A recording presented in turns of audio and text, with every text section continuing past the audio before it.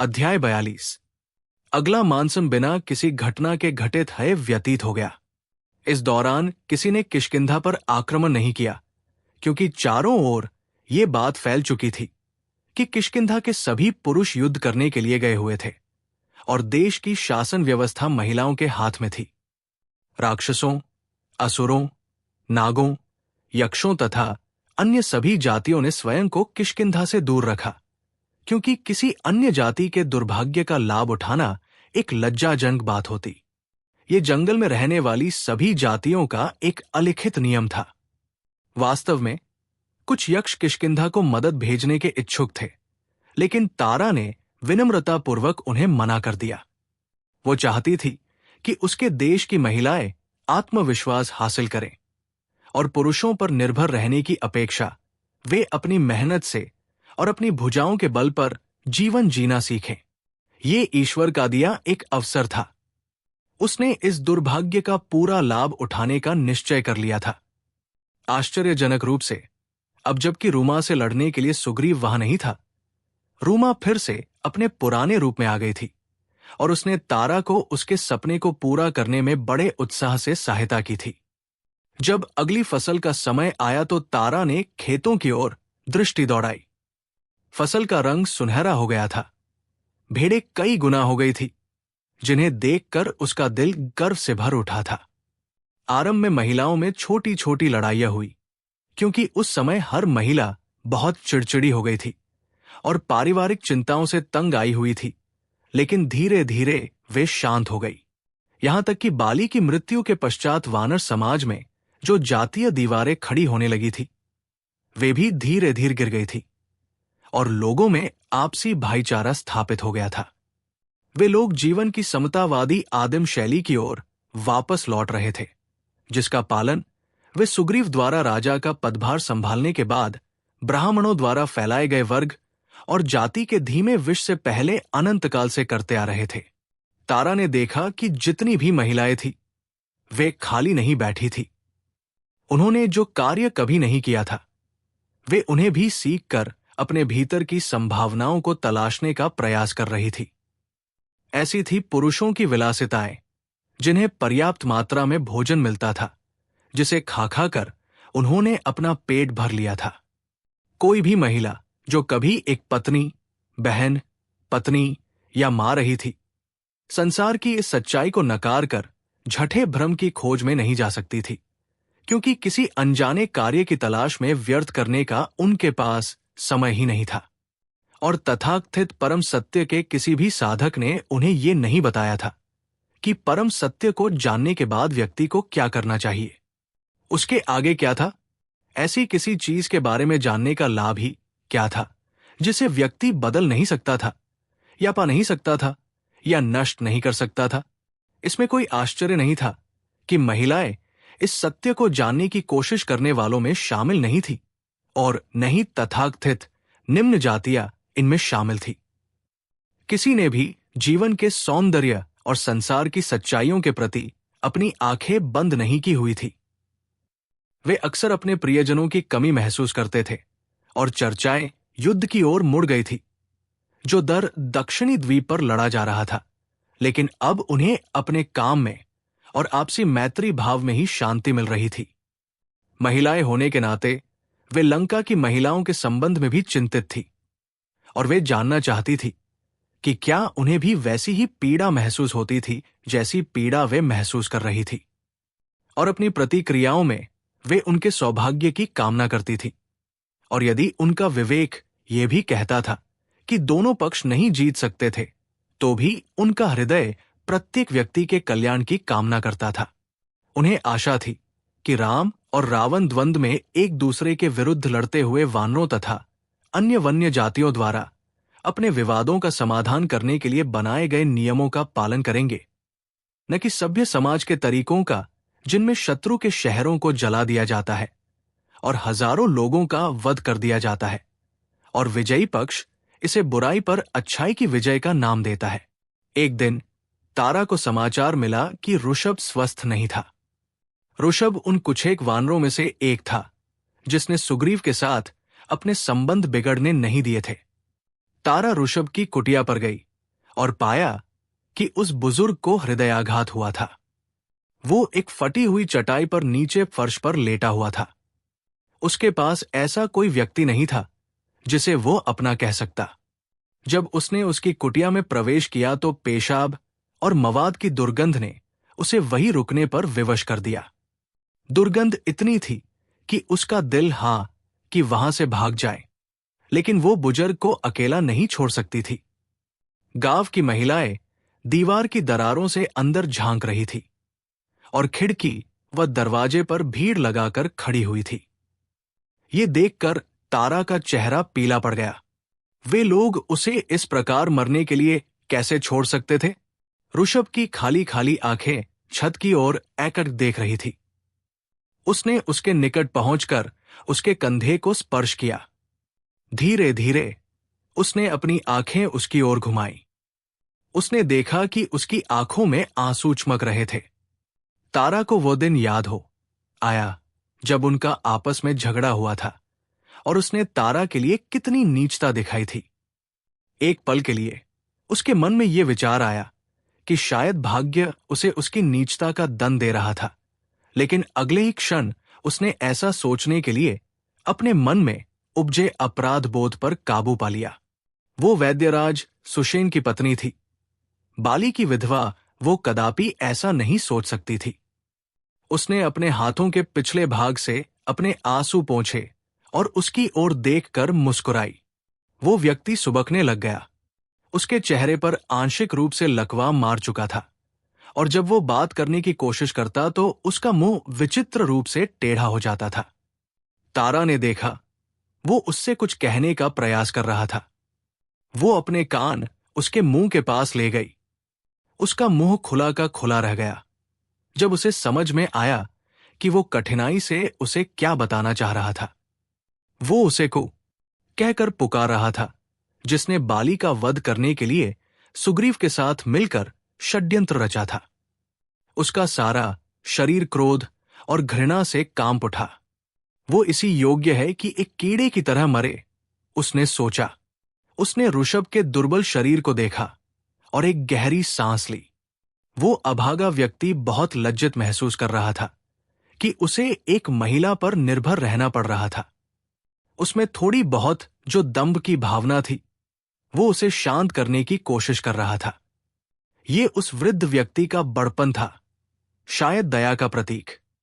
वो ऋषभ के लिए अपना विवेक नहीं खोने जा रही थी। उसने उस बुजुर्ग को उठाने के लिए किसी को सहायता के लिए पुकारा। उसने उसे बिठाया और लंबे समय तक बिस्तर पर पड़े रहने से होने वाले घाव साफ करने लगी। वो बुजुर्ग व्यक्ति फिर भी उसे कोसता रहा। बाद में वो उसे गुफा महल में ले गई। वो जानती थी कि उसमें कोई सुधार होने वाला नहीं था और यदि उसकी मृत्यु हो जाती है तो ये एक प्रकार से उस पर ईश्वर की कृपा ही होगी। वह रात भर उसके कराहते रहने और बाली के वध के लिए उसे कोसते रहने की बातें सुनने की आदी हो गई थी। घुमक्कड़ भाट दक्षिण से कुछ समाचार लाए थे। अप्रत्याशित रूप से तारा को लंबे समय से बिछुड़ी अपनी एक सहेली का संदेश प्राप्त हुआ। एक किन्नर उसके पास संदेश लेकर आई थी। ये प्रभा का पत्र था। सुग्रीव के नेतृत्व में युद्ध करने गए वानरों से उसका मिलना था। अपनी विशेष शैली में उसने एकाएक उसे पढ़ना आरंभ किया। तारा, एक लंबे समय के पश्चात मैं उसे मिली थी और उसमें कोई महत्वपूर्ण बदलाव देखने को नहीं मिला है। मैंने तुमसे संपर्क करने की कोशिश नहीं की, इसके लिए मैं क्षमा चाहती हूं। जब सुग्रीव ने मुझे अस्वीकार कर दिया था तो उसके पश्चात में हर चीज से दूर भाग जाना चाहती थी। मैं मर जाना चाहती थी, लेकिन मेरी हिम्मत नहीं पड़ी। मैं जीवन से बहुत प्रेम करती है तारा। मैंने बिना किसी उद्देश्य से सभी दिशाओं में यात्राएं की है। इस दौरान मैंने जीवन को बहुत निकट से देखा है तारा। मैं अकेली ऐसी महिला थी जो बिना अपने पुरुष साथी के घूम रही थी। लोगों ने मुझे प्रेम किया, घृणा की, पीछा किया, स्वागत किया, अनदेखी की, स्वीकार किया और यहां तक कि मेरे साथ बलात्कार भी किया, छेड़छाड़ भी की और मेरी रक्षा भी किया। सब कुछ घटा मेरे साथ। उसे भुलाकर मुझे लगा कि जैसे मैंने सब कुछ पा लिया है। लेकिन जब मेरा उससे मिलना हुआ, मुझे महसूस हुआ कि मेरे लिए कुछ भी बदला नहीं था। उस समय वे लोग किसी देव महिला की खोज कर रहे थे, जो किसी राजकुमार की पत्नी थी। मैं नहीं जानती कि वानर एक राजकुमार और उसकी पत्नी के लिए इतने परेशान क्यों हो रहे थे। मुझे लगता है कि वानरों को कभी बुद्धि नहीं आएगी, या आएगी? सोच कर देखो कि वे ऐसे व्यक्ति की सहायता कर रहे थे जिसने तुम्हारे बाली का वध किया था। मैं भी कितनी मूर्ख हूं, तारा। मुझे कुछ भयानक बातें सुनने को मिली है। बाली का क्या हुआ? मैंने सुना था कि किसी ने उसे धोखे से मार डाला है। मैंने तो यहां तक सुना है कि मारने वाला वो व्यक्ति 2 राजकुमारों में से एक था। मुझे इस अफवाह पर बिल्कुल भी विश्वास नहीं हो रहा। यदि वो उन राजकुमारों में से एक था तो सुग्रीव उनकी सहायता क्यों करेगा? क्या उसने ऐसा किया है? मैंने उससे इस संबंध में पूछा था, लेकिन वो मेरे इस प्रश्न पर मुझे बहुत बेचैन दिखा। अभागा व्यक्ति, वो अपने भाई से बहुत प्यार करता था। मैं भी कितनी मूर्ख हूं। मुझे क्षमा कर देना तारा। मेरे इतना सब कुछ जानने के बावजूद भी मैं तुम्हारी मूर्ख प्रभा हूं। तुम भाग्यशाली थी, प्रिय, कि तुम्हें जीवन में बाली जैसा व्यक्ति मिला। तुम भाग्यशाली हो कि तुम्हें सुग्रीव जैसा कोई मिला। मैं जानती हूं कि यह बहुत क्रूर विचार है, लेकिन कभी कभी मन में आता है कि काश तुम्हारे स्थान पर मैं होती। लेकिन मेरी तो नियति ही है एक भिखारिन बनकर रहना। मुझे जीवन में किसी चीज का पछतावा नहीं है। ऐसा ही कुछ हम चाहते हैं ना, या नहीं? यदि मैं होती भी तो मेरे सफल होने की कोई संभावना होती? मुझे मालूम है कि अब सुग्रीव तुम्हारा पति है और वो तुमसे प्रेम करता है। तुम मेरी चिंता मत करना।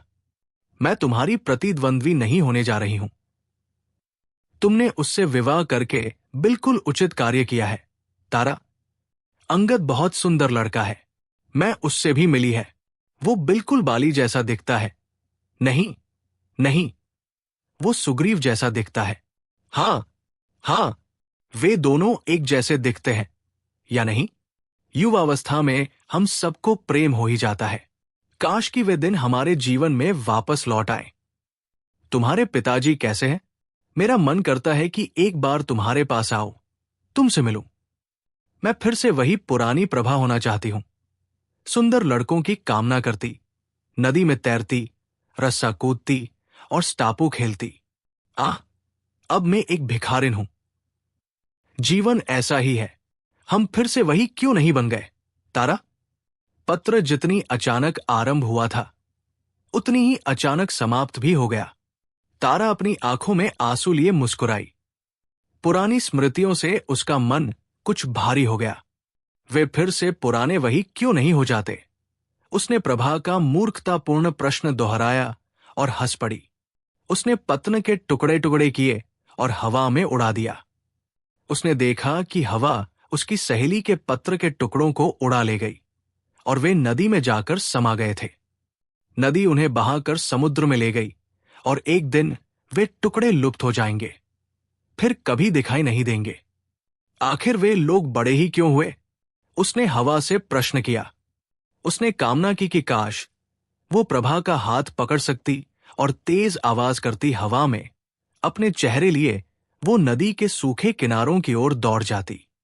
वो जानती थी कि वे दिन फिर कभी वापस नहीं आएंगे और न ही उसकी सहेली लौट कर आएगी। 2 महीने पश्चात उसे भाटों के माध्यम से समाचार मिला कि हनुमान लंका चले गए थे और वहां रावण के पुत्र ने उन्हें बंदी बना लिया था। उस समय तारा महिलाओं की परिषद में बैठी हुई थी जब एक भाट ने आकर ये समाचार दिया। महिलाएं उसके इर्द गिर्द इकट्ठी हो गई। वे अपने प्रियों का कुशलक्षेम जानने को बहुत उत्सुक थी। जब भाट ने उन्हें बताया कि हनुमान ने प्रतिशोध में सारी लंका को आग लगा दी थी, तो सबने उसकी छिछी की और उसे झठा कहा, क्योंकि उन्हें पूरा विश्वास था कोई भी किसी दूत को गिरफ्तार नहीं करेगा और उसे आग नहीं लगाएगा, और न ही कोई दत्त उस देश के राजा के प्रति शनुता के कारण निदर्दोष लोगों के शहर को आग लगा देगा। तारा कभी भी विश्वास नहीं कर सकती थी कि उसका इतना विनम्र मित्र ऐसा कुछ कर सकता था। उन्होंने अपने जीवन में कभी ऐसा नहीं सुना था और वे कभी कल्पना भी नहीं कर सकते थे कि ऐसा भी कुछ हो सकता है। उन्होंने भाटों की अतिरंजित बातों और झट बोलने की उनकी आदतों की खूब निंदा की और शीघ्र ही ये बात वानर महिलाओं के बीच एक परिहास की बात बन गई और भाट शब्द झट का पर्याय बन गया। महिलाओं में केवल तारा ही बहुत व्याकुल महसूस कर रही थी, क्योंकि वह जानती थी कि इन दिनों उचित और अनुचित के मायने बदल रहे थे और परिवर्तन की इस गति को समझने के लिए वानर अभी बहुत भोले थे। उसने वानरों को इस नई दुनिया के लिए तैयार करने की कोशिश की, लेकिन उसके लोगों के लिए सभ्यता की प्रगति की जटिलताओं को समझ पाना बहुत कठिन था, जो जंगल की आग की तरह आगे बढ़ती जा रही थी। तारा को जब यह समाचार मिला कि नल ने समुद्र पर एक अद्भुत पुल का निर्माण किया है, तो उसका मन अपने मिल के लिए गर्व से भर उठा। जब यह समाचार आया कि रावण के साथ उसके भाई ने विश्वासघात किया है और रावण राम के हाथों मारा गया है, तो किष्किंधा की महिलाएं आनंद से झम उठीं कि अब शीघ्र ही उनके परिजन घर लौट आएंगे और वहां लोगों ने समारोह मनाने शुरू कर दिए। लेकिन इस समाचार के पीछे छिपे इस भयानक सच के बारे में कोई कुछ नहीं बोला कि सभी महिलाएं जो अपने पुरुषों के लिए चिंतित थी, इस भेद को नहीं जानती थी कि जिनके लौट आने की अब उन्हें आशा बंधी थी, वे विजयी सेना में जीवित ही नहीं बचे थे। लोगों में इस विचित्र समाचार पर भी खूब चर्चा हो रही थी कि राम ने अपनी पत्नी सीता से अपने सतीत्व को प्रमाणित करने के लिए अग्नि परीक्षा देने के लिए कहा था। किष्किंधा के जनसाधारण के लिए ये ऐसी बात थी जिसकी कल्पना भी नहीं की जा सकती थी। लोगों को विश्वास नहीं हो रहा था कि अपनी पत्नी सीता के अपवित्र होने के संदेह में राम इतने सारे लोगों को युद्ध के मैदान में घसीट सकते थे, और वे ये भी जानने को इच्छुक थे कि पत्नी की शुचिता के संबंध में ऐसी बड़ी समस्या क्या थी, क्योंकि वानर जातियों में जो पुरुष द्वंद्व जीत जाता था, महिला हमेशा उसकी हो जाती थी। जंगल के सभी जानवरों में यही नियम था। कभी कभी तो महिलाओं को भी पुरुषों के लिए द्वंद्व लड़ना पड़ता था। ऐसी लड़ाइयां तो उन्हें समझ में आती थी, लेकिन अपनी शुचिता अथवा पवित्रता सिद्ध करने की बात उनकी समझ से परे थी, और पवित्रता को अग्नि कैसे प्रमाणित या अप्रमाणित कर सकती थी। कई चर्चाओं और बातचीत के बाद वे इस निष्कर्ष पर पहुंची कि यह भी भाटों द्वारा फैलाया गया कोई झट था। लेकिन तारा को विश्वास नहीं था, क्योंकि उसने उन ब्राह्मणों से इस प्रकार की परीक्षा की बात सुनी थी, जो बानी के समय अक्सर महलों में बलि का अनुष्ठान करने आते थे।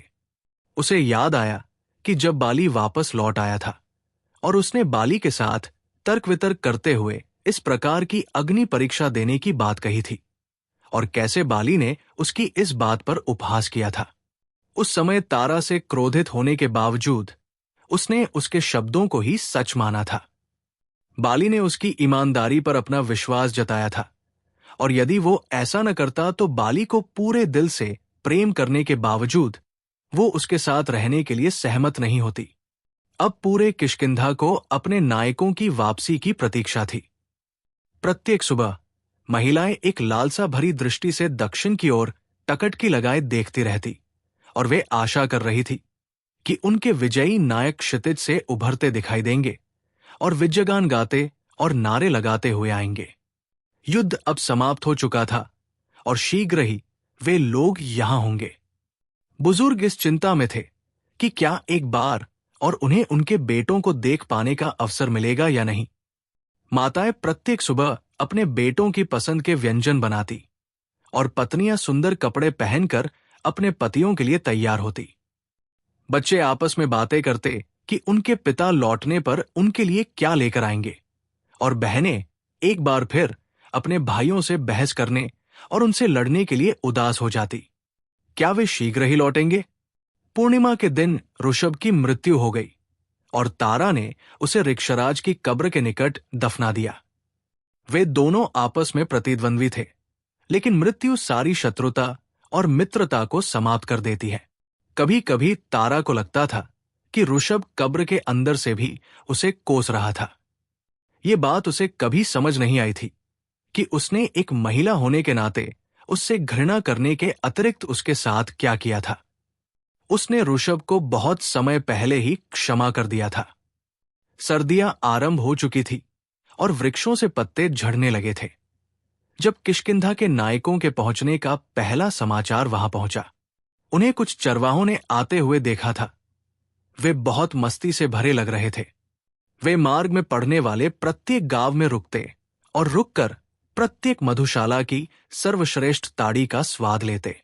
पूरे किष्किंधा को नौका सेतुओं और आम के पत्तों से सजाया गया था। गांव की ओर आने वाले धूल से भरे मार्ग पर खड़े हर वृक्ष पर गेंदे के फूल लटकाए गए थे। गांव के कुओं और तालाबों के निकट, नदी के घाटों पर और बाजारों में हर स्थान पर लोग चर्चाएं कर रहे थे, जो किष्किंधा के बेटों के निकट पहुंच जाने पर केंद्रित थी। एक शाम वे वहां पहुंच गए, बिना स्नान किए, मैले कुचैले, धूल से सने वस्लों और उलझे हुए बालों के साथ, युद्ध करके थके हारे और जंगली और अपनी विजय से उत्साहित लोगों का विशाल झंड किष्किंधा की ओर अग्रसर था। जब वे पंपा नदी के घुटनों तक गहरे पानी में लड़खड़ाते हुए चले आ रहे थे, तभी उनकी व्यवस्था टूट गई और वे भागने, गर्जने, चीखने लगे और आकाश में धूल उड़ाने लगे। महिलाएं आधे मार्ग में ही उनसे मिलने के लिए दौड़ पड़ी। वे गले मिल रहे थे, एक दूसरे को चूम रहे थे और परस्पर छूकर मिल रहे थे। कई दिनों की बढ़ी हुई दाढ़ी के साथ वे अपने बच्चों को हवा में उछालकर उन्हें बीच राह में ही पकड़ रहे थे। कुत्ते पंखों की तरह अपनी पूंछ हिलाते हुए लंबे समय से अदृश्य अपने स्वामियों के आसपास तेज तेज स्वर में भौंक रहे थे और नृत्य कर रहे थे। शर्मीली दुल्हनों ने अपनी सारी लज्जा और संकोच को भुला दिया था और वे निश्चिंत होकर अपने पतियों को चूम रही थी। उन्होंने हंसते हंसते अपने पुरुषों को भालुओं के समान गले लगाकर उनके मुंह अपने चुंबनों से लगभग बंद कर दिए थे। माताएं अपने पुलों और पुत्रियों के दुबले पतले शरीरों को संभालती हुई उनके पिताओं को सुखद महसूस करा रही थी। बहनों ने अपने भाइयों को खूब चिढ़ाया। वृद्ध व्यक्ति जिनके शरीर उनकी आयु के साथ झुक गए थे, अचानक उनके शरीरों में मजबूती आ गई थी और वे सीधे खड़े हो गए थे। उन्हें बहुत गर्व महसूस हो रहा था। उनके होठों पर दंतविहीन मुस्कान थी। वे अपने अपने परिवार की महिलाओं को अपने बेटों और पौलों की देखभाल करते देख रहे थे और कामना कर रहे थे कि काश वे भी महिलाओं के समान बच्चों पर अपना स्नेह और गर्व की भावना प्रकट कर सकते। कई महिलाएं जिनके परिवार के पुरुष लोग युद्ध में मारे गए थे और कभी भी किष्किंधा में लौटकर नहीं आने वाले थे, अपनी छातियां पीटते हुए वापस लौट आई थी। वापस लौटे सैनिकों में से अंतिम पुरुष के नदी के तट पर पहुंचने तक वे आशा भरी निगाहों से प्रतीक्षा करती रहीं। ये दुखद समाचार युद्ध से लौटे उन मिलों ने उन तक पहुंचाया था, जिन्होंने युद्ध के दौरान अपने पतियों या पुत्रों या भाइयों को मरते देखा था। वे लोग मृतकों द्वारा युद्ध में दिखाई गई उनकी वीरता के बारे में उन्हें बताकर उनके दुख को कम करने का प्रयास कर रहे थे। युद्ध से जीवित वापस लौटे पुरुषों की प्रसन्नता को देखकर मृतकों के परिजनों को जो पीड़ा पहुंच रही थी, सांत्वना के शब्द उस पीड़ा को कम नहीं कर सके थे। ये बात कोई मायने नहीं रखती थी कि एक दानव के विरुद्ध एक देवता के लिए युद्ध लड़ते हुए उनके प्रियजन मृत्यु को प्राप्त हो गए थे। मृत्यु की क्रूरता और विनाश की अंतिम अवस्था दोनों एक समान थे। तारा किष्किंधा दुर्ग के द्वार पर बड़ी उत्सुकता के साथ अपने पत्र से मिलने की प्रतीक्षा कर रही थी। वो अपने मन से इन विचारों को दर झटक देने का प्रयास कर रही थी कि शायद उसका पुत्र अपंग न हो गया हो अथवा उसे कोई घातक चोट न लगी हो। उसके निकट ही रूमा खड़ी थी, एक साथ रोती और हंसती हुई और अनर्गल ढंग से बातें करती हुई। तभी उसने देखा कि वानरों का एक समूह दुर्ग की ओर चला रहा था।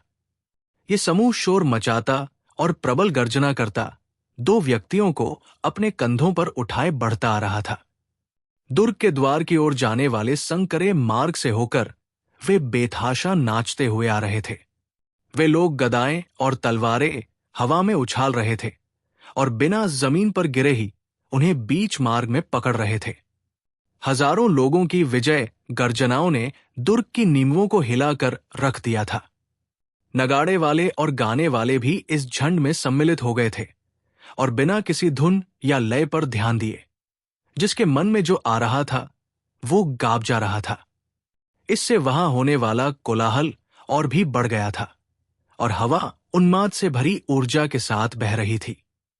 जैसे ही वे लोग निकट आए, सुग्रीव उनके कंधों से छलांग लगाकर तारा की ओर दौड़ पड़ा। रूमा बाहें फैलाए आगे की ओर भागी। तारा आंखों में आंसू लिए उसे देख रही थी। उसकी खुशी की कोई सीमा नहीं रही थी। सुग्रीव रूमा के सामने आकर रुक गया। तुम कैसी हो, रूमा? सुग्रीव ने पूछा। रूमा हिम्मत हार गई। उसके शब्द एक दूसरे में घुल मिल गए थे। उसने अपनी हथेली के पृष्ठभाग से अपना मुंह बंद किया और रोने लगी। सुग्रीव सहज भाव से मुस्कुराया। रूमा ने उसे गले लगा लिया और उसके कंधों पर अपना सिर रखकर रोने लगी। ये देखकर तारा का दिल टूट गया कि सुग्रीव ने पलटकर रूमा को अपने गले नहीं लगाया था। वो कठोरता से और अट्टे ढंग से खड़ा रहा। वो बहुत व्याकुल दिख रहा था।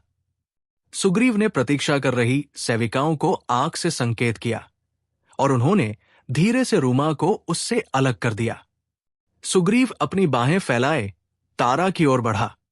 वो आशा कर रहा था कि तारा उसे गले लगाने के लिए उसकी ओर दौड़ी चली आएगी। वो पहले से थोड़ा दुबला पतला और स्वस्थ हो गया था और उसकी दाढ़ी बढ़ी हुई थी। वो सुंदर और सख्त दिख रहा था। पहले की अपेक्षा अब कहीं अधिक उसकी शक्ल बाली से मिल रही थी। वो बाहें फैलाए उसके इतना निकट आ गया कि वो उसके शरीर की गंध, उसकी लालसा और उसकी तीव्र इच्छा को संग सकती थी। तारा ने सीधे उसकी आंखों में देखते हुए प्रश्न किया, बाली का पुत्र कहाँ है? गया। इतना सुनते ही सुग्रीव का चेहरा उतर गया, लेकिन शीघ्र ही उसने स्वयं को संभाल लिया। वो मुस्कुराया। उसे देखकर तारा को फिर से बाली की याद आ रही थी। उसने अपने हाथ से संकेत किया और अंगद कदम बढ़ाकर आ गया। उसे देख तारा को झटका सा लगा और वो लड़खड़ा गई। अंगद उसके चरण स्पर्श करने के लिए नीचे झुका। अंगद में कितना बदलाव आ गया था। अब वो एक पुरुष बन चुका था। उसका चेहरा बिल्कुल युवा बाली से मिल रहा था, जिससे वो ऋक्षराज के साथ उसके आने पर मिली थी। कितनी पुरानी बात थी वो, लेकिन उसके मन में फिर भी ताजा थी। उसने उसे अपनी छाती से सटा लिया और उसके ललाट पर चुंबनों की वर्षा कर दी। उसके गालों पर उग आए बालों ने उसे हैरान कर दिया था और वो भौंचक्की रह गई थी। उसने अपने मन में कामना की कि काश वो अभी भी एक छोटा बच्चा होता, जिसे वो अपनी बाहों में उठाए फिरती और उसे क्लव्वे और कोयल दिखाती। उसने उसके चेहरे को छूकर, उसके मजबूत अंगों को छूकर और उसके चौड़े कंधों को छूकर महसूस किया और उस पर उसे बहुत गर्व महसूस हुआ। लेकिन तभी वो ये सोचकर उदास हो उठी कि उसकी अपनी आयु बहुत हो गई थी। उसने अभी तक अपने हाथों पर उभर आई झर्रियों की ओर ध्यान नहीं दिया था, लेकिन जब उसने अंगद की कोमल त्वचा को छुआ, तब कहीं उसे अपने हाथों की झुर्रियों का एहसास हुआ। तुम बहुत बड़े हो गए हो। अंततः वो यही बोल पाई। वो रूमा की ईर्ष्या को भी महसूस कर सकती थी, जो उसकी बगल में खड़ी थी। उसने आशा की कि वो रूमा से भी बात करेगा और वो अपने मन में स्वयं को झिड़केगी। ये उसका पुत्र था, तारा का पुत्र। अंगद के प्रति रूमा को इतनी उदार होने की आवश्यकता नहीं थी। अंगद बाली का पुत्र है। जब किसी के पुल होने की बात आती है तो इसके लिए थोड़ा सा स्वार्थी होना ठीक था। तारा, सुग्रीव ने धीरे से कहा, तुम्हें मालूम है हमारे पुत्र ने लंका में क्या किया? तारा ने ध्यान दिया कि कैसे उसने अंगद को हमारा पुत्र कहा था, लेकिन उसने सुग्रीव की इस बात को अनदेखा कर दिया। वो युद्ध में उसके कारनामों, अपने पुत्र की वीरता के बारे में जानने के लिए बेचैन थी। अंगद के बिना हम ये युद्ध जीत ही नहीं सकते थे, सुग्रीव बोला। तारा ने अपने पुत्र की ओर देखा। वो उसके नए नए आत्मविश्वास और उसकी शक्ति को अपनी आंखों से देखकर महसूस कर सकती थी। उसका सीना गर्व से फूल गया। उसे आशा थी कि वे शीघ्र ही उसके कक्ष में होंगे, गली में नहीं, जहां हजारों आंखें उस पर टिकी हुई थी। ओह, मैं व्याकुल थी उसकी देखभाल करने के लिए, उसके बिखरे हुए बालों में अपनी उंगलियां फेरने के लिए, उसके पसंदीदा व्यंजन बनाने के लिए। तारा ने सोचा, मुझे बताओ, मुझे मेरे अंगद के बारे में बताओ। वो बोली और भीड़ खुशी से चिल्लाने लगी। सुग्रीव बोला, हमारा पुत्र अब एक पुरुष बन गया है। तारा, मैंने तुम्हें वचन दिया था कि वो एक नायक बनकर लौटेगा। लो, जी भर के निहार लो अपने इस नायक को। कृपया तुम मुझे बताओगे नहीं? मैं अंगद के शौर्य के बारे में जानने के लिए मरी जा रही हूं। सुग्रीव ने अंगद के कंधे पर अपना हाथ रखा और उसे अपने पास सटा लिया। फिर उसने अंगद के शौर्य के बारे में बताना आरंभ किया। उस समय युद्ध एक निर्णायक मोड़ पर था। रावण की सेना लगातार आक्रमण कर रही थी। रावण के पुत्र मेघनाद ने लक्ष्मण को गंभीर रूप से घायल कर दिया था और हनुमान द्वारा सही समय पर कार्रवाई करने के कारण ही उसे बचाया जा सका। जब हम आपस में चर्चा कर रहे थे कि लंका नरेश रावण को कैसे पराजित किया जाए, तब हमें समाचार मिला कि रावण एक यज्ञ कर रहा था। ज्योतिषियों ने भविष्यवाणी की थी कि यदि असुर नरेश अपना यज्ञ पूरा कर लेता है तो रावण अजेय हो जाएगा, उसे कोई भी पराजित नहीं कर पाएगा। हम सब चिंता में पड़ गए। ये अधर्म के विरुद्ध धर्म युद्ध था। शैतान को किसी भी स्थिति में विजयी नहीं होने देना चाहिए। किसी की समझ में नहीं आ रहा था कि इस युद्ध को हमारे लिए बचाने के लिए क्या करना चाहिए। सुग्रीव थोड़ी देर रुका और रुककर गर्व भरी दृष्टि से अंगद की ओर देखा। अंगद गर्व से सीना फुलाए आत्मविश्वास के साथ खड़ा था। सुग्रीव आगे बोला, और तारा, जब हम यज्ञ के बारे में सुनकर चिंतित हो रहे थे, तुम्हें मालूम है हमारे पुत्र ने क्या किया? ऐसा अच्छा रणनीतिकार और ऐसा प्रतिभाशाली विचारक है ये। मैं कह सकता हूं कि ये थोड़ा आवेश वाला भी है, लेकिन ये युवा है और इससे ऐसी आशा भी की जा सकती है। लेकिन उसने बड़ी सावधानी से अपनी योजना बनाई और उसे कार्यान्वित किया, और ये बहुत ही शानदार था। मैं इस प्रकार की योजना नहीं बना सकता था, यहां तक कि अपनी जान बचाने के लिए भी नहीं। भीड़ खुशी से चिल्लाने लगी। लोग किष्किंधा के राजकुमार की जय जयकार करने लगे। तारा व्यग्रता से ये सुनने की प्रतीक्षा करती रही कि उसके पुत्र ने ऐसा कौन सा कार्य कर दिखाया था कि लोग उसकी इतनी प्रशंसा कर रहे थे। तारा ने सोचा कि बाली को अवश्य अपने पुल पर गर्व हो रहा होगा। अंगद लंका के महल में घुस गया। ये एक बहुत बड़ा जोखिम था, और यदि मुझे पता होता कि अंगद ऐसा करने वाला था तो मैं उसे कदापि इसकी अनुमति नहीं देता। कल्पना करो कि सबसे भयानक असुर नरेश रावण के महल के सुरक्षा चक्र को बेध कर उसमें घुसना। यही हमारे पुत्र ने किया, इस बहादुर नौजवान ने। वो महल में घुस गया और उसने देखा कि रावण यज्ञ करने में तल्लीन था।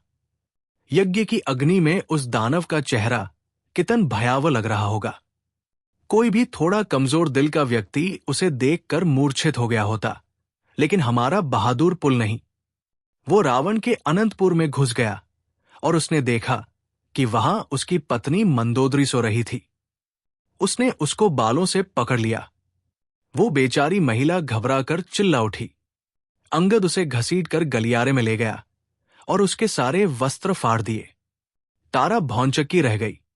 ये उसने क्या कर डाला था? उसने अविश्वास से पूछा। सुग्रीव आगे बताता रहा, ये एक शानदार रणनीतिक कदम था तारा। उसने उसे चिल्लाने दिया। यह बहुत बड़ा जोखिम था, क्योंकि दूसरे असुर मंदोदरी की आवाज सुनकर वहां आ सकते थे। कुछ असुर आए भी, लेकिन वे एक वानर की पकड़ में अपनी महारानी को देखकर अवाक रह गए। किंतु दो असुरों ने मूर्खतापूर्वक अपनी महारानी को बचाने की चेष्टा की, लेकिन अंगद ने उन्हें मार गिराया। दूसरे अपने राजा को समाचार देने के लिए भाग खड़े हुए, लेकिन अंगद प्रतीक्षा करने के लिए तैयार न था। वो अर्धनग्न महारानी को घसीटता हुआ यज्ञ वेदी तक ले गया। रावण के सैनिक निकट ही खड़े हए थे। वे भी इतने डरे हए थे कि वे राजा की प्रार्थना में विघ्न नहीं डाल सकते थे। वे जानते थे कि ये यज्ञ उसे अमर बना देगा। यहां तक कि सदाचार के प्रतीक और विष्णु के अवतार मर्यादा पुरुषोत्तम राम भी यज्ञ के बाद उस राक्षस का वध नहीं कर पाएंगे। मंदोदरी अपनी नग्नता पर जोर जोर से चिल्लाई। इस टिप्पणी पर सारी भीड़ हैस पड़ी। कुछ व्यक्ति असुरों का उपहास करने लगे और मुंह से बिल्लियों की आवाजें निकालने और सीटियां बजाने लगे। तारा वहां जड़वत खड़ी थी। उसे अपने कानों पर विश्वास नहीं हो रहा था। महान रावण की महारानी चिल्लाने लगी कि उसका पति एक निर्लज्ज व्यक्ति था। उसे अपने पत्नी के सम्मान की अपेक्षा अपनी मृत्यु की अधिक चिंता थी। उसने रावण की तुलना राम से की, जो अपनी पत्नी के लिए युद्ध करने के लिए तैयार था, लेकिन रावण था कि वो अपनी जान बचाने में लगा हुआ था। इससे असुर नरेश क्रोधित हो उठा। उसने यज्ञ वही रोककर अपनी आंखें खोली। अपनी असहाय पत्नी को अंगद की पकड़ में देखते ही रावण का चेहरा क्रोध से बिगड़ गया। उसने अपनी प्रसिद्ध तलवार चंद्रहास उठाई और अंगद की ओर दौड़ पड़ा, लेकिन हमारा बेटा वहां से भाग गया। बेचारा असुर सम्राट अपनी पत्नी को सांत्वना देने में ही लगा रहा और अंगद का पीछा करना भूल ही गया। मैंने उस राक्षस को मार दिया होता, अंगद ने कहा। मैं वहां से डरकर भागना नहीं चाहता था। मैं वहां से इसलिए भागा था क्योंकि ये मेरे लिए उचित नहीं था कि रावण को मारने का सम्मान राम को न दिया जाए। मेरे लिए यही संतुष्टि की बात थी कि मैंने अपना धर्म निभा दिया था और रावण का यज्ञ रोक दिया था। बहुत बढ़िया, सुग्रीव ने कहा और भीड़ प्रसन्नता से चिल्लाने लगी। तभी तारा आगे बढ़ी। अंगद, उसने क्लांत स्वर में कहा। हाँ मां, अंगद मुस्कुराया। तारा ने उसके मुंह पर एक जोरदार थप्पड़ जड़ दिया। तुमने एक नारी के साथ ऐसा किया? तुमने एक स्त्री के वस्त्र फाड़ डाले? तुमने उसकी सहमति के बिना उसे छूने का साहस किया? क्या तुमने यही सीखा है? वो उसे थप्पड़ मारती रही और वो क्रोध और डर से सिर झुकाए खड़ा रहा। उसने चीखते हुए उसके चेहरे पर, उसकी छाती पर, जहां भी उसके हाथ पड़े, उसने जोर से मुक्कों से मारा। उसे इस बात की कोई परवाह नहीं थी कि दूसरे लोग उसे रोकने की कोशिश कर रहे थे। उसे महसूस ही नहीं हुआ कि सुग्रीव ने तारा को जोर से थप्पड़ मारे थे या उसके नाक से खून बह रहा था। उसने बिल्कुल नहीं सुना कि लोग उसे अपशब्द बोल रहे थे। वो निरंतर अपने पुत्र को मारती रही। निकम्मे, बदमाश कहीं के, मैंने तुम्हें एक इंसान बनने भेजा था वहां, और तुम एक राक्षस बनकर लौटे हो। क्या तुमने यही धर्म सीखा है? तुम्हें तो लंका में ही मर जाना चाहिए था। लोगों ने बड़ी कठिनाई से मार खाते अंगद से तारा को दूर किया।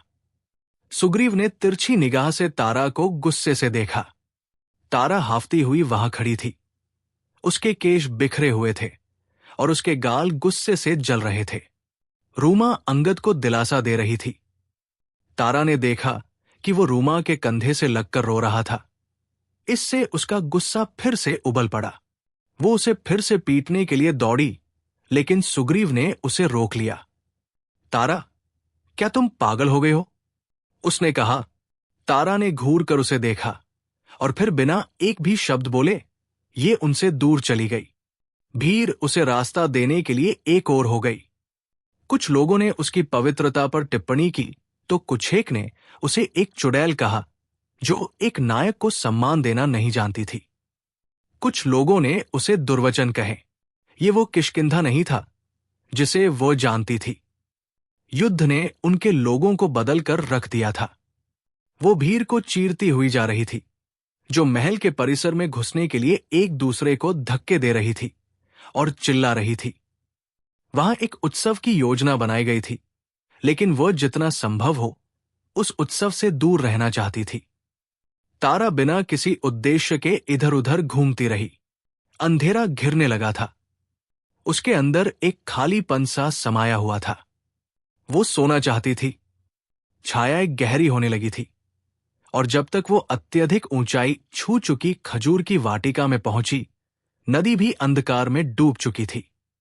वो घास पर बैठकर प्रतीक्षा करने लगी। तभी झाड़ियों से निकलकर चेम्बा उसके निकट आ खड़ा हुआ। भेड़िया बूढ़ा और कमजोर हो गया था। उसके पंजे घावों और फफोलों से भरे हुए थे। वो दर्द से लंगड़ाता हुआ तारा की बगल में आकर लेट गया। अपने पति के प्रिय मित्र को देखते ही वो फूट फूट कर रो पड़ी, जो अभी भी बिना आशा छोड़े बाली की कब्र के पत्थर को खोदने का काम कर रहा था।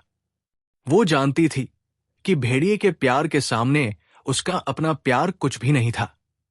मनुष्य ईश्वर होने का प्रयास करता है, जबकि वो जानवरों के बराबर भी नहीं होता, उसने सोचा। तारा नहीं जानती थी कि वो यहां किसकी प्रतीक्षा कर रही थी और क्यों। अनगिनत स्मृतियां उसके मस्तिष्क में घूम रही थी, लेकिन उनका रंग फीका पड़ चुका था। वे कई रंगों में धुंधला चुकी थी, धूसर, धूमिल, चटक और एक दूसरे में गुंथी हुई। उसने भरसक प्रयास किया उन्हें पकड़ने का, लेकिन वे बहुत तेजी से अपने अर्थ खोती जा रही थी। दर पहाड़ियों के ऊपर उदासी से भरा चांद उगाया था और धरती बहुत थकीहारी और जीर्ण शीर्ण प्रतीत हो रही थी। वाटिका में एक भी पत्ता नहीं हिल रहा था और सन्नाटा गहराया हुआ था। वो उत्साहहीन सी आकाश में रेंगते हुए भूरे बादलों को देखती खजूर के एक वृक्ष के तने के साथ टेक लगाकर बैठ गई।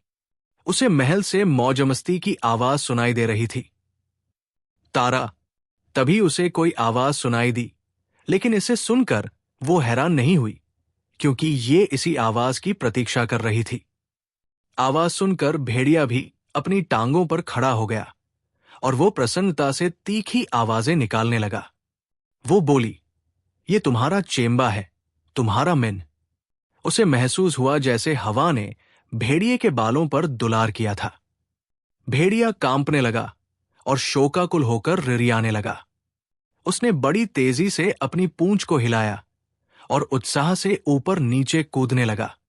अपने चेहरे पर एक अश्रुपूर्ण मुस्कान लिए वो उस बेजुबान जानवर की खुशी को देखती रही। मैं जानती थी कि तुम आओगे, तारा ने हवा में फुसफुसाकर कहा। मुझे भी पता था। बाली की आवाज बहुत नम्र और मृदु थी, जिसने उसे बहुत परेशान कर दिया। वो दिल खोल कर रो पड़ी।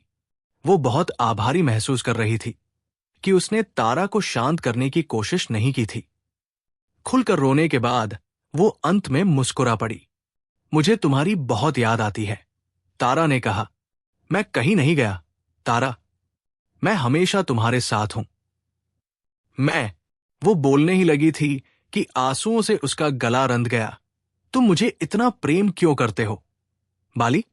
मैंने आज तक जो कुछ भी किया उसमें असफल रही।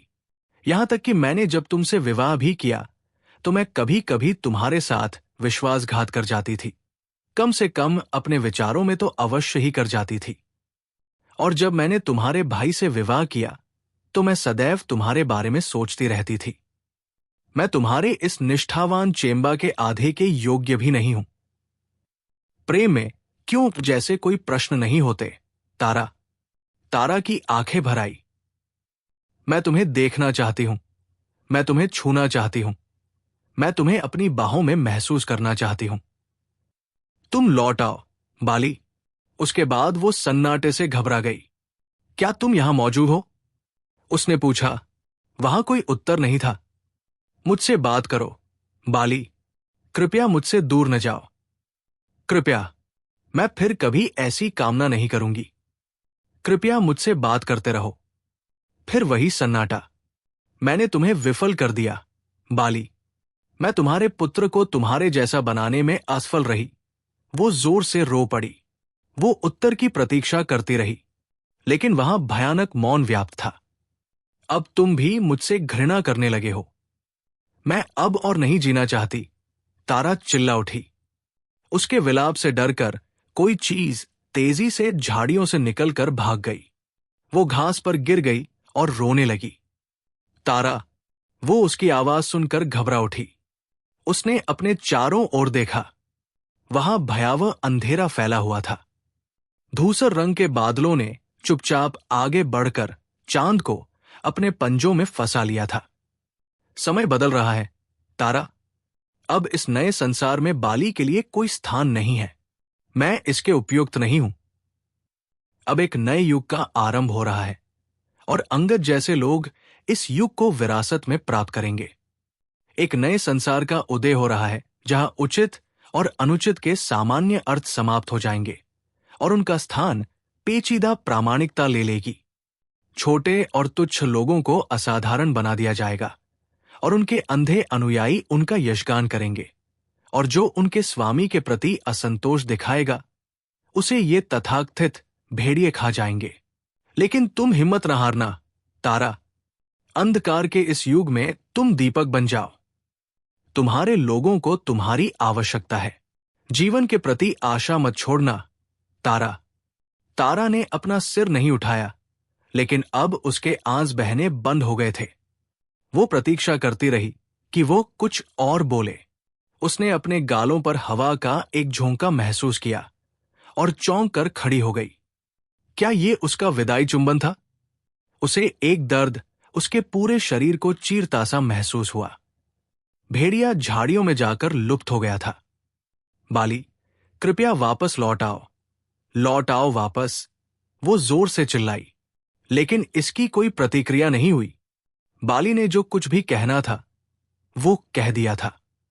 वो विक्षिप्त सी बाली को तलाशती हुई खजूर की वाटिका में भटकती रही। उसने नहीं देखा कि रात अपने अंत तक पहुंच चुकी थी और भोर आरंभ हो चुकी थी। वो चलती रही जैसे किसी उन्माद में हो। अरे, वो यहां है, उसने किसी को चिल्लाकर कहते हुए सुना, और उसके बाद कई व्यक्तियों के उसकी ओर दौड़ने के स्वर सुनाई दिए। शीघ्र ही वो लोगों की एक भीड़ से घिर गई। वे अपने हाथों में लंबी लंबी लाठियां और तलवारें लिए खड़े थे। वो जिज्ञासा भरी दृष्टि से उन्हें देखती रही। उसे बिल्कुल भी भय नहीं लगा उनसे। वे सब लोग नशे में थे और कड़वी ताड़ी की तीखी गंध ने उसे चौंका दिया था। हम तुम्हें ही खोज रहे थे।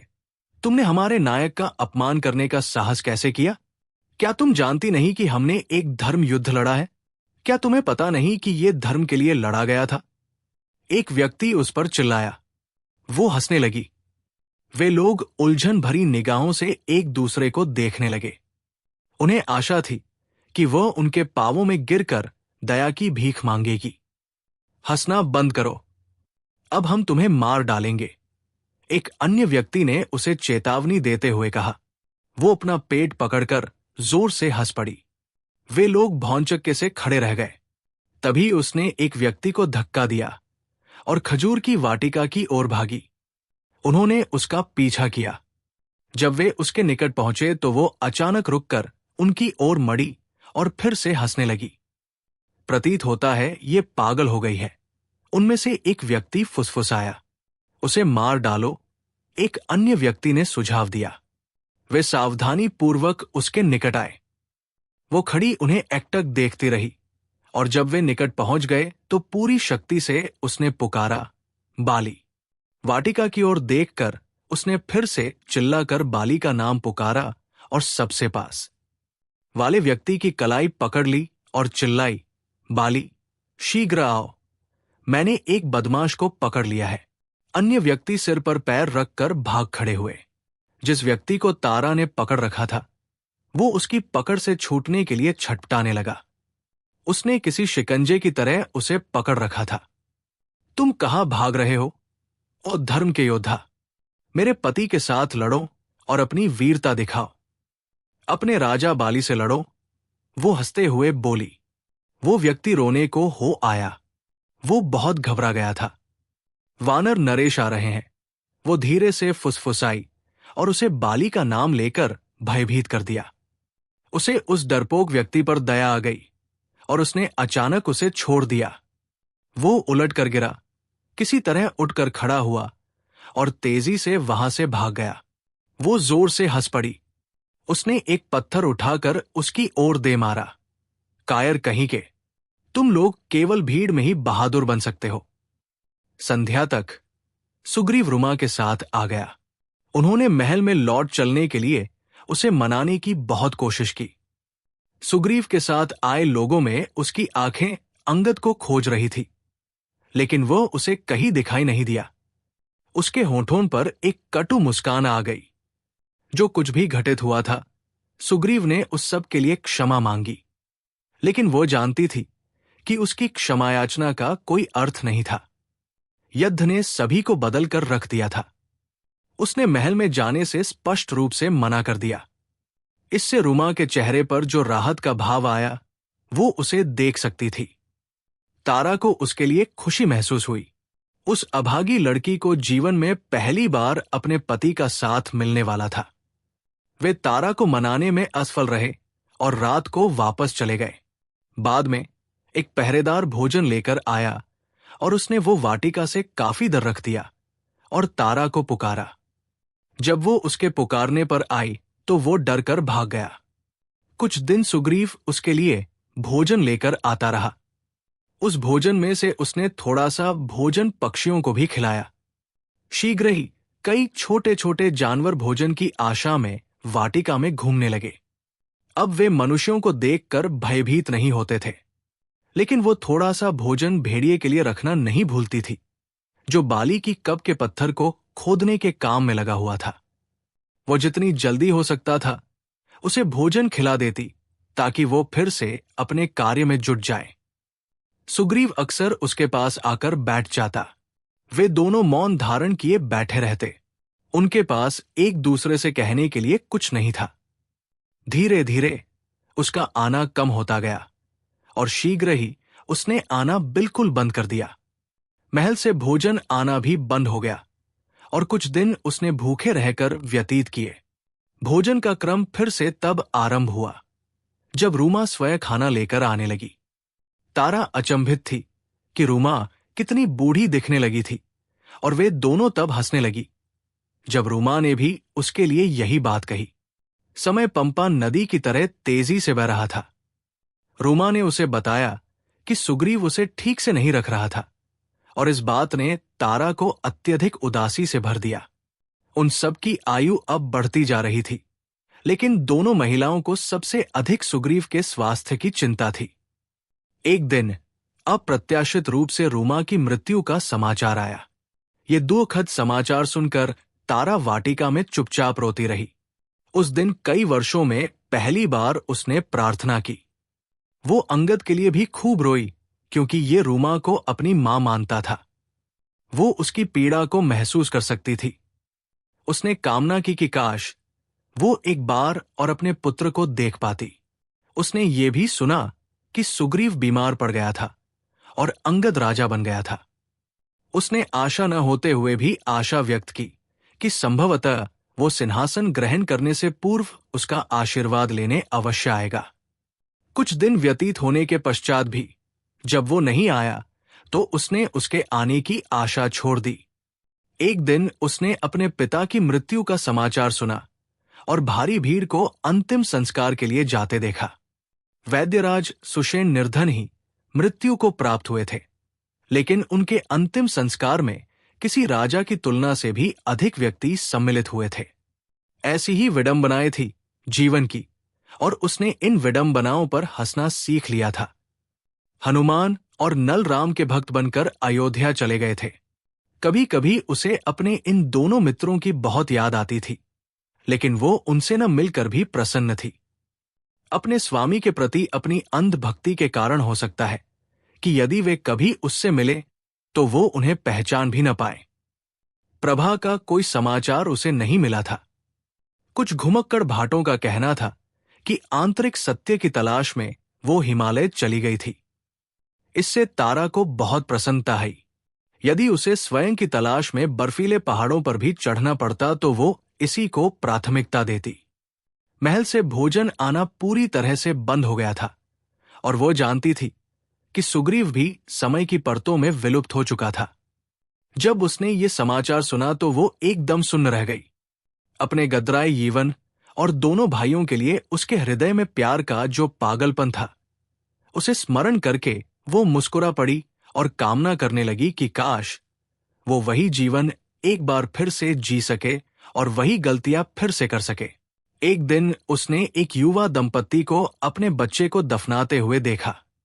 वो उन्हें डर से देखती रही। एक शोक संतप्त मां की वेदना को महसूस करके उसका दिल भारी हो गया। उस बच्चे के अंतिम संस्कार में कुछ ही लोग थे, जिनमें से कुछ को वो पहचान गई थी।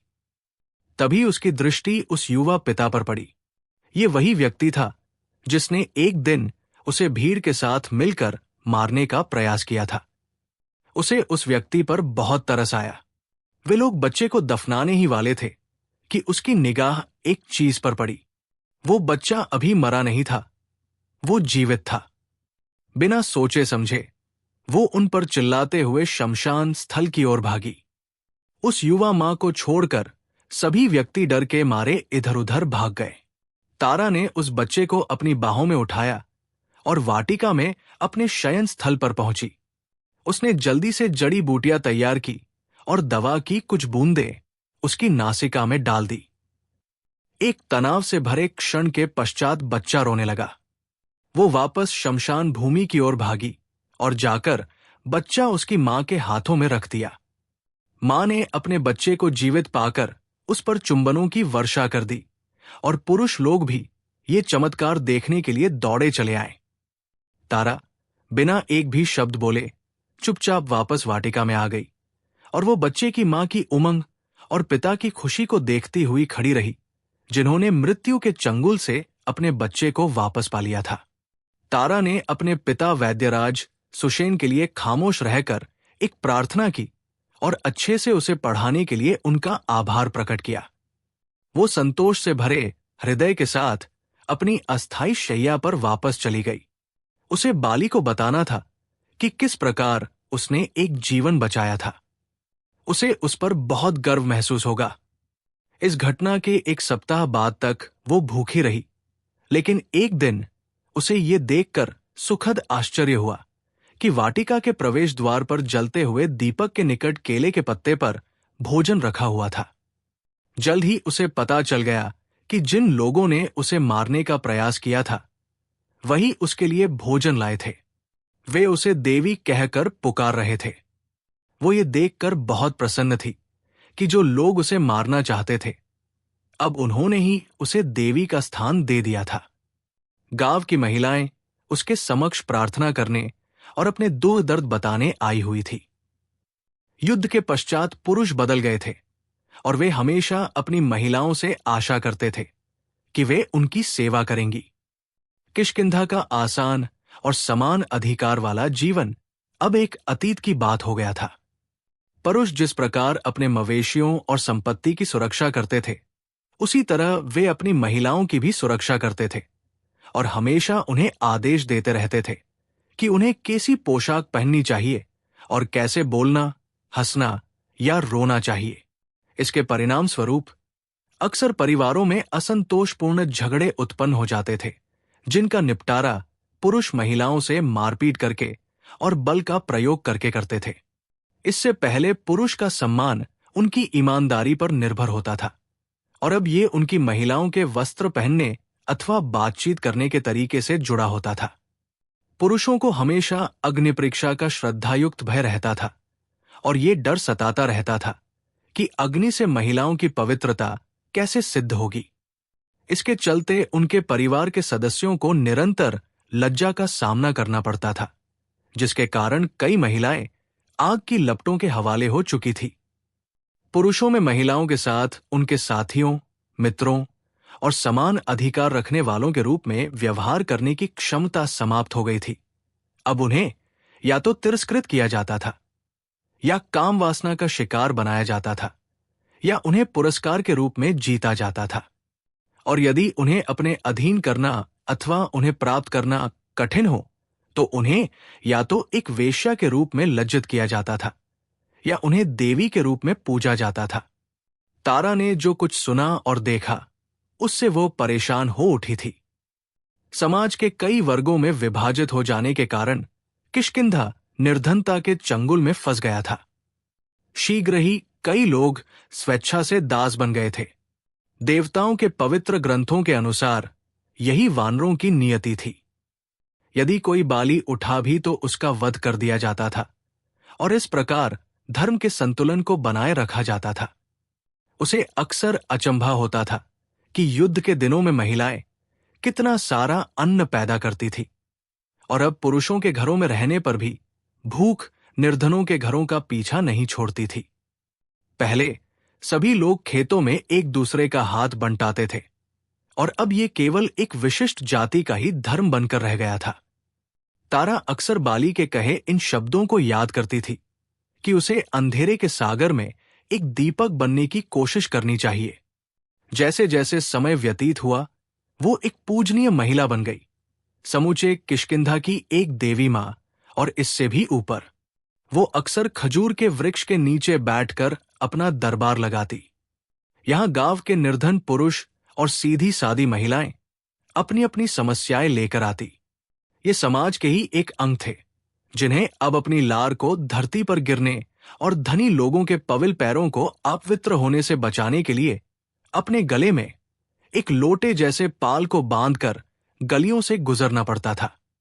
कई लोग अपनी पीठ पर झाड़ लेकर चलने को बाध्य थे, ताकि वे अपने पदचिन्हों को ब्राह्मणों के मार्ग से साफ करते रहें।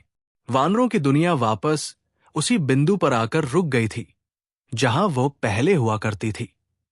साधारण देवता, जिन्हें पहले भोजन का एक भाग देना अनिवार्य होता था, और वो वृक्षों के नीचे रहते थे जिनके पास कोई भी जा सकता था, अब शक्तिहीन हो गए थे। कई देवता समाज के अवांछित लोगों को साथ लेकर वापस जंगलों की ओर चले गए थे।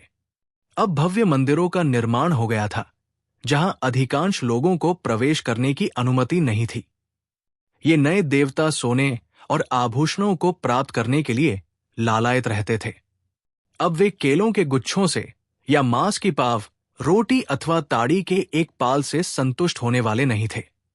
उन्हें व्यापक स्तर पर धार्मिक अनुष्ठान करने की आवश्यकता होती थी। अब वे वर्ष में एक बार भक्तों को कृपालु रूप से दर्शन देने के लिए सोने से सुसज्जित हाथियों की मांग करते थे, और उन्हें भक्तों के पास जाने के लिए नक्काशीदार रथों की आवश्यकता पड़ती थी। वे भक्तों की प्रार्थनाएं केवल तभी सुनते थे जब वे किसी पुजारी के माध्यम से किसी अज्ञात भाषा में उनके सामने प्रस्तुत की जाती थी। किष्किंधा के ऐसे कई लोगों के लिए तारा एक सांत्वना के रूप में आई थी, जो बेहद निर्धन थे और जिन्हें महान देवताओं द्वारा जन्म के आधार पर अपवित्र समझा जाता था। तारा एक साधारण देवी थी। उसके पास अवतार लेने और बुराई पर विजय प्राप्त करने की शक्ति नहीं थी। वो अच्छाई अथवा बुराई में विश्वास नहीं करती थी। इसकी अपेक्षा उसे जीवन में विश्वास था।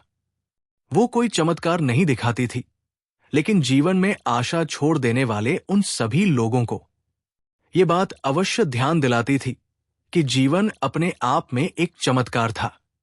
उसकी वाटिका जीवन के सभी रूपों के लिए एक आश्रय स्थल बन गई थी। शीघ्र ही कई राजा भी उसके पास परामर्श लेने के लिए आने लगे, और वे साधारण लोगों के साथ ही बैठते थे।